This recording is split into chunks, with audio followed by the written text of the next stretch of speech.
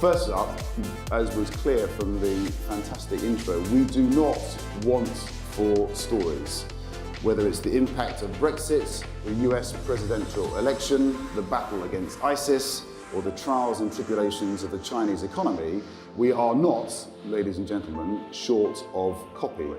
How great journalism survives and thrives in the digital age is probably one of the most important stories of our time. Let's face it, our journalists, salesfolk, marketeers, and key staff operate in a brutally tough market.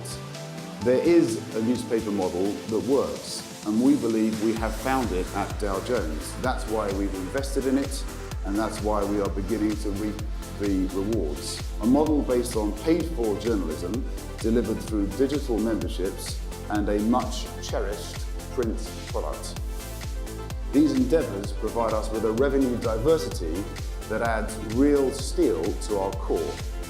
Algorithms like the one that powers Facebook's newsfeed are engineered to give us more of what they think we want.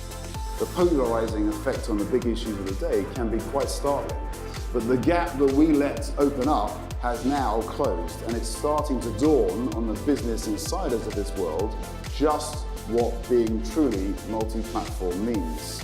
Our industry needs to embrace them and ditch hopeless business models that are doomed to failure, while having robust conversations with technology platforms that occasionally need reminding about the true value of high-quality journalism. Thank you very much, and thank you for that kind welcome, and congratulations to Mark on, I think, what will be the most popular speech of the day. Mine's slightly lengthier. Look, it's a great honour to be invited to speak this morning, so thank you very much indeed. I want to share some thoughts on the media industry. It is always a great thrill to be here in Australia. Crikey, it is a long way away just to get that, but I have a deep love for your country, your can-do, straight-talking, no-nonsense attitude. Quite apart from visiting here many times, I've actually spent a large part of my life, working life, doing Australian. That's because I work for and with quite so many Australians. As many of you will know, Robert Thompson's a Victorian, and News Corp itself was born further down the Murray River in Adelaide.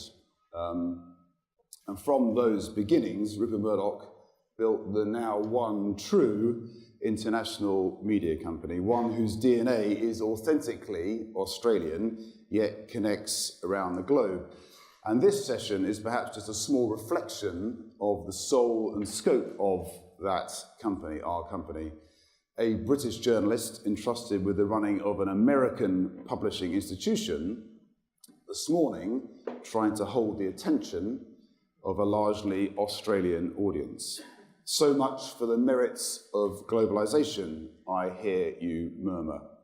At least I think I heard you murmur, but truly I believe there is much more that binds us than divides us. We share the same passions, and I suggest face the same challenges. And in that spirit, I'm pleased to say that Anglo-Australian relations appear to be at an all-time high. That Tasmanian devil, Eddie Jones, has transformed the fortunes of the England rugby team. Equally importantly, one of Australia's finest exports, Michael Liner, joined my team this year to become Managing Director for Dow Jones Corporate in London, covering Europe, the Middle East and Africa. Now, Michael, as a World Cup winner, knows a thing or two about leadership and teamwork, and it's great to have him on board and to have him here today. It's also great to see so many other friends and true champions of Australian media here today. Campbell Reid, good friend of mine. Also Nicole Sheffield, testament to the rising power of women in our company. And also the extraordinary Penny Fowler, who's done so much for our company in so many different ways, but also has driven our really brilliant CSR work. So great to see you all here. And that Anglo-Australian loving doesn't stop there. Relations between Dow Jones, our company, and all parts of News Corp's Australian operations under Michael Miller's leadership are at an all-time high. to the benefit of all of our readers. The Wall Street Journal, of which I am publisher, can be read each day now by subscribers to The Australian. Until recently, I was on the board of REA, a brilliant Melbourne-based company run by the equally brilliant Tracy Fellows. Real estate relations with Dow Jones's Mansion Global website are blossoming. And it would be wrong, before I get into the meat of my remarks, for me not to mention Rio. In Britain, we thought that you Australians tried really hard at the Olympics. And you did really well to get as many medals as you did. We Brits didn't get at all carried away by the fact that we came second, that's second, in the medals table. The National Day of celebration was typical of the UK's low-key response to our dramatic Olympic success. And by the way, thank you very much for arranging such a terrific downpour of rain. It's made me feel very much at home. Anyway, enough of all that. Let's get on with the optimistic case that I want to make to you today about the future of the media industry here in the US and in the UK. First up, as was clear from the fantastic intro, we do not want for stories. Whether it's the impact of Brexit, the US presidential election, the battle against ISIS, or the trials and tribulations of the Chinese economy, we are not, ladies and gentlemen, short of copy. But a lack of stories is not our industry's problem. Never has been and never will be. Not in a world packed full of politicians, plutocrats, and just plain prats that need taking down a peg and reminding that citizens are the kings now. Making the pursuit and publication of those stories pay its way has, however, become a crisis for most publishers. Ironically, that in itself is a great story. How great journalism survives and thrives in the digital age is probably one of the most important stories of our time. And to add another ironic twist, the algorithmically automated hands that now distribute much of today's journalism, great or otherwise, are the very same hands around the throat of our industry. Let's face it, our journalists, salesfolk, marketeers, and key staff operate in a brutally tough market, one that would have had a few of their predecessors break out in a cold sweat. And I know Australia's media market is one of the toughest. However, dig a little deeper and you'll find that the appetite for quality journalism is as keen as ever. Perhaps even keener as audiences find that the fare slopped out by the new entrants and aggregators pumped up on steroid-like venture capital funding isn't quite to their taste. People remain highly engaged with news brands they trust for their quality, reach, and honesty. Recent data shows this applies in Australia just as much as it does in the US and UK, maybe even more so, which is why I'm so confident, excited, and bullish about the future. Because ultimately, engagement will trump the numbers currently causing the pain. When it comes to consuming the content that matters, people will choose healthy eating over digital junk food. And anyone who thinks that it's just blind optimism, well, let me give you cause to think again. There is a newspaper model that works, and we believe we have found it at Dow Jones. That's why we've invested in it, and that's why we are beginning to reap the rewards. A model based on paid-for journalism delivered through digital memberships and a much-cherished print product. A multi-platform approach supported by smart advertising, not enfeebled by low-yield digital ads or ads that aren't even viewable. The Wall Street Journal lies at the core of the Dow Jones model, but this is also a model that deploys our curation and analytical skills to craft data-driven information products. And it's a model that leverages our brand strength by creating premier events, allowing people to develop networks with a depth and purpose beyond those offered via mere digital connectivity. These endeavours provide us with a revenue diversity that adds real steel to our core. This diversity protects us from the vagaries of the ad market. It strengthens our position when it comes to talking with the tech giants. And crucially, it keeps us close to our customers, offering them a range of different ways to engage with us, both journalistically and commercially. It is a model that I believe breathes fresh life into high-quality, paid-for journalism, allowing it to survive, thrive, and prosper across platforms, serving the public interest and performing its critical civic role. And it is also a model that lives in the real world, on people's mobile phones, on desktop, and on newsstand. The fact is that more than half of our revenues at Dow Jones are now digital, while the Wall Street Journal remains the biggest selling newspaper in the US. Quality will out, whatever the platform or mode of distribution. Now, of course, there are some who believe newsrooms like the one I've worked in and with have been terminally disintermediated. There are even some radical souls who argue that if a story isn't being shared on social media, it really can't be news at all. That a story's mode of distribution might be valued more highly than the story itself is a little concerning. The danger is that the price of the new distribution of news is the hollowing out of journalism, that being able to share something will trump whether an item is objectively accurate. I am deeply concerned with the so-called echo chamber problem with social media, where people only get exposed to news and opinions that tally with their existing views. Algorithms like the one that powers Facebook's newsfeed are engineered to give us more of what they think we want. The polarizing effect on the big issues of the day can be quite startling. But ultimately, I don't believe that you can disintermediate the truth. Just the very threat of that gives journalism and great storytelling its purpose. Great stories are hard work. They have to be dug out of the dark corners that the bad guys have hidden them in. They take effort, skill, and quite often courage. These are qualities the public respect, value, and trust. And quality journalism requires a degree of public trust if it is to thrive. That is central to the civic role a free press plays.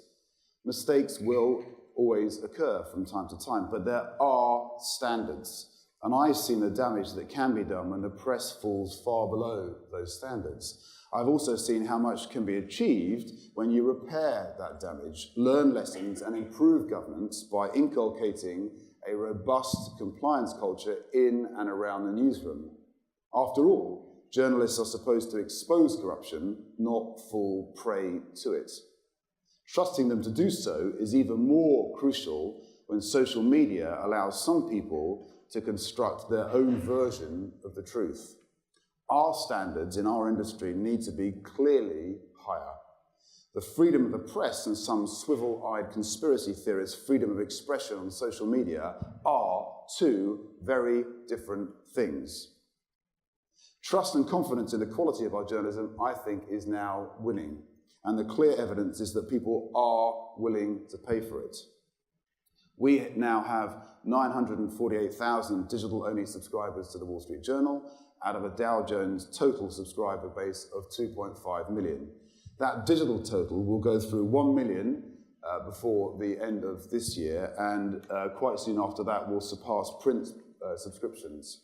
Indeed, circulation revenues at the Journal surpassed total advertising revenues in the last fiscal year, underlying the balanced business model at Dow Jones.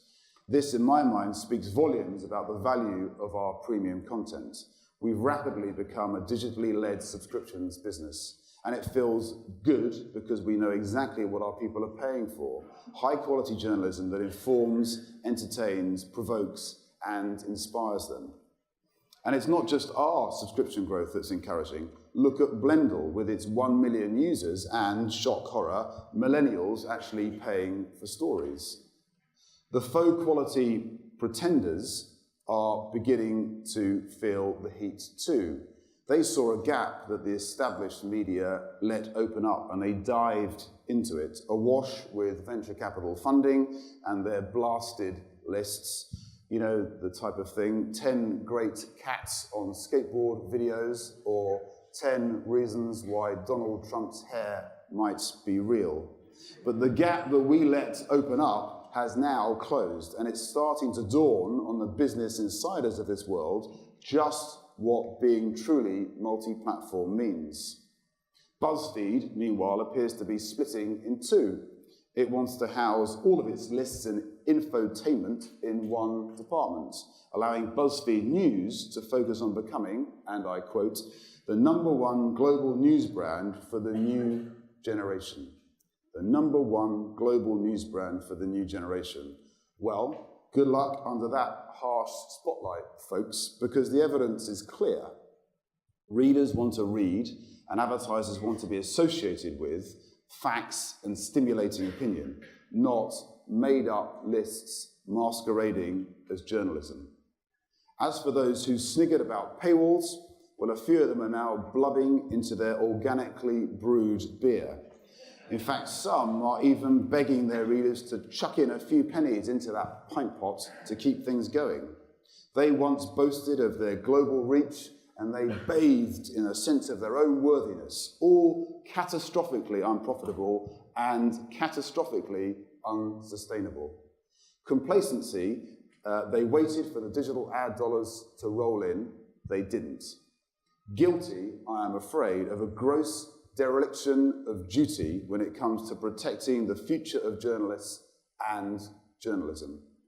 And that comment, ladies and gentlemen, really is for free. Journalistic freedom, rather than journalism for free, is what we should all be about.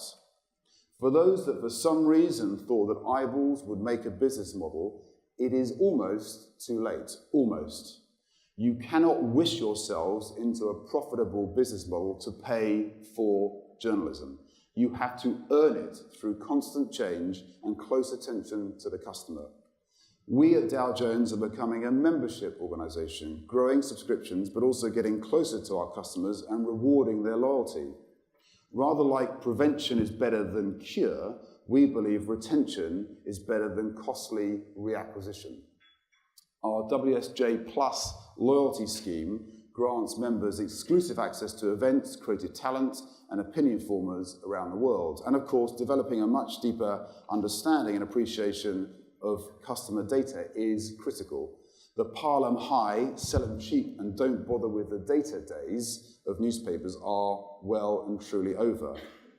Part of our global drive to increase subscriptions involves smart partnerships with like-minded publishers keen to share great content. As I mentioned earlier, leading the way is our partnership with the Australian newspaper. Members of the Australian now have full access to the Wall Street Journal.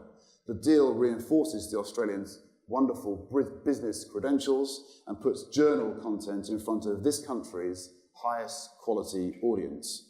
In fact, it means that the Wall Street Journal already has a subscriber base here, touching nearly 13,000 of Australia's most important people in business, finance, politics, and media, of course, either directly or via our sister paper. And this is a tremendous achievement, and it really is just a beginning.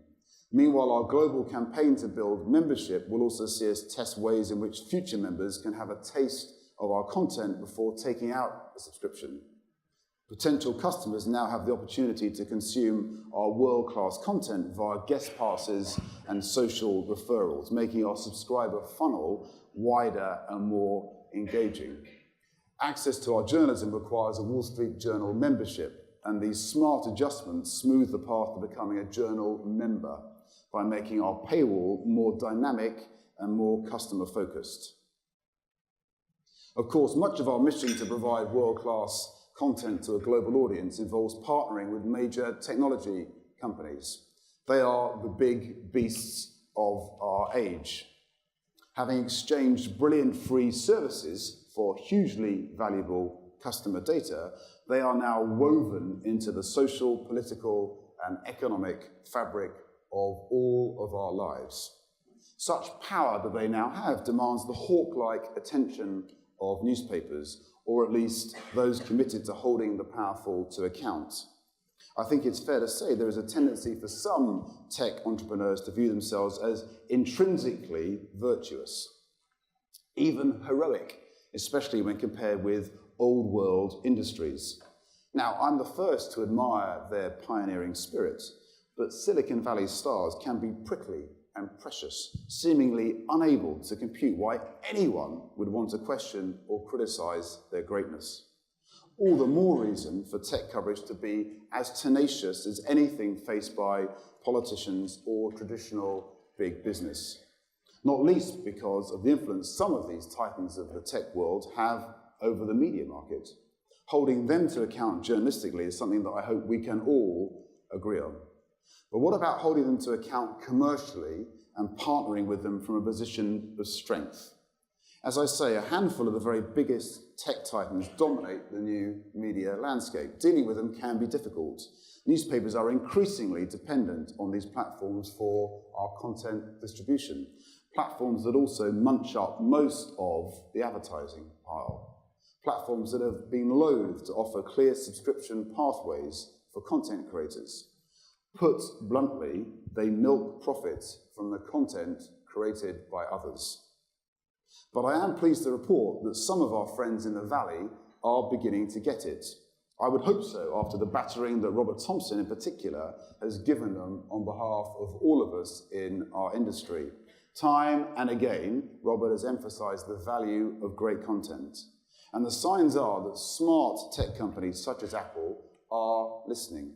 They are becoming better partners commercially by understanding our quest for new members and the pathways to membership we want to map out. Let's see what concrete improvements actually happen elsewhere, and let's see if the theft of our journalism stops. And it is good to see regulators around the world now taking seriously the plight of our industry and how it has been worked over by the tech world. We do remain positive about partnerships. We publish selectively to Facebook Instant Articles, and the Journal has a channel on Snapchat Discover. But the rule is that we partner from a position of strength and always with an eye on longer-term subscriptions. Tech companies are also our creative partners, helping us fashion the products of the future. For example, our innovation team is building prototypes to increase engagement with video on mobile, inspired by Facebook and Apple technology. Both will be launched first in What's News, the groundbreaking Wall Street Journal app. Virtual reality is another area we are very excited about, and we are partnering with Google on the Daydream VR project. Our dealings with these captains of the tech industry are rooted in confidence in our creativity, in the value of our brands, and most importantly, in the strength of our journalism. It also helps that we are not wholly dependent on advertising. We enjoy revenue diversity because we operate in a genuinely mixed media economy, not one that has the competitive life sucked out of it by just a few powerful platforms. Outside of Dow Jones' core subscription and advertising, our professional information business represents a healthy slice of our revenue cake. Our information products include Factiva, a giant electronic news and information library that licenses content from sources around the world to help customers keep on top of local and global events. And our risk and compliance portfolio helps clients make smart and secure business decisions. Importantly, these information businesses that we own are insulated from the vagaries of digital advertising yields. We're proud to have more than 650 professional information clients here in Australia subscribing to products like Factiva and also Newswires, providing market-moving breaking news from around the world. We are also diversified by geography. This allows us to focus on markets we believe are going to grow. The Asia-Pacific region is chief amongst these for us. The appetite for quality news and penetration of smartphones makes the mobile opportunity in APAC really very exciting for us. So it's an area of sharp focus for Dow Jones right now. But anyone who thinks that digital advertising will be enough to pay for top quality journalism needs, in my mind, to book a bed at the ostrich farm and join the others who have their heads stuck in the sand. That's not to say that advertising is dead, far from it, but we are entering a new era of realism. It requires advertising sales teams willing to do more than wait for the phone to ring. It involves a harder sell, but with better direct relationships with clients and a more exciting portfolio of advertising opportunities to promote. Rather like me, our big advertisers are far more interested in engagement than platforms. They are interested in results. These advertisers tend also to be our very same readers and subscribers, so they value high-quality, factual information and see straight-through efforts to bump up junk traffic by publishing a made-up list. They also have some questions about digital advertising. While much maligned print has, of course, 100% viewability, digital numbers are, to be polite, a little bit more opaque. Ad-blocking software has only heightened advertiser unease. Yes, programmatic advertising is an important part of our portfolio and is growing rapidly, but we advise our clients not to miss out on much deeper engagement and content creation opportunities. Custom content has become hugely important to us and to them. Wall Street Journal Custom Studio has won awards for its creativity, and advertisers love the ability to talk to their customers in exciting new ways. And let's be clear, from where I stand, the power of print remains strong, especially in terms of engagement rates. Yes, the multimedia approach is difficult to manage, but it is vital to maintain your print presence in your key market. In my view, for example, the closure of the printed edition of the Independent newspaper in the UK was a mistake. It may have been struggling for the sales of yesteryear, but its Russian owners axed an iconic, classy newspaper with real newsstand presence and a great brand, leaving themselves with a pitiful graveyard of a website. Conversely, Politico, the influential political news site, branched into printed products from its online origins. It even does home delivery for subscribers. So please don't confuse being passionate about print with Luddism. You may not wish to print the same copy volumes, paginations and editions of old, of course not, but to desert the newsstand in your core location is to cut yourself off from that very special physical and emotional connection with your public. That said, we are increasingly a digital business, proud of our print heritage, but geared towards our future growth with mobile very much to the fore. Moving faster to mobile is our structural priority. And while we cherish print, please make no mistake, the current poor visibility in the print advertising market only heightens the need for speed. Mobile really is my mantra now. I did indeed spend a full month in June using only my mobile, no laptop, no tablet, just the phone. It drove my staff to distraction, but for me it was great. I can't tell you the number of 200-page PowerPoint presentations that I didn't get to see. Next. And video hangouts are actually miles better on mobile. The serious point was that mobile first, or even mobile only, is where a lot of our audience not only is going, it's where they've already arrived at. And so we need to get ahead of them. To do that and to truly innovate, I believe you have to change the way you work. I call it next generation integration. And where better place to start with next generation integration than technology? So first up, we ring-fence the core operational tech function, tasked with running our systems and IT security. Then I asked our Chief Technology Officer to liberate the creative genius contained within the rest of his department. This involved distributing and embedding technology talent throughout our newsrooms and data hubs. Because I believe it is vital that skilled developers and engineers are integrated into our core revenue-generating business units to fuel innovation. And the early evidence is that sitting the techies next to the journalists and their commercial colleagues is already reaping rewards. Teams from different disciplines can at last work closely together to create digital products that will define and deliver our mobile future. I've also brought communications much closer to our innovation unit to get our message out to the wider world. We are a digital thought leader at the interface between journalism and technology, and we must do better at explaining our mission to use technology creatively and responsibly. to promote the social and commercial value of high-quality journalism around the world. This is a message that I'm keen to spread far and wide because I believe genuinely that our future is bright and bold. Just look at the growth opportunities offered by mobile, by data, by video and audio. Our industry needs to embrace them and ditch hopeless business models that are doomed to failure, while having robust conversations with technology platforms that occasionally need reminding about the true value of high-quality journalism.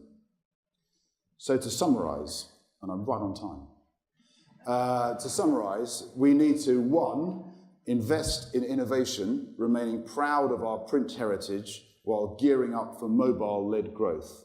2, harness technology to drive us towards our creative and commercial goals rather than let tech lead us by the nose.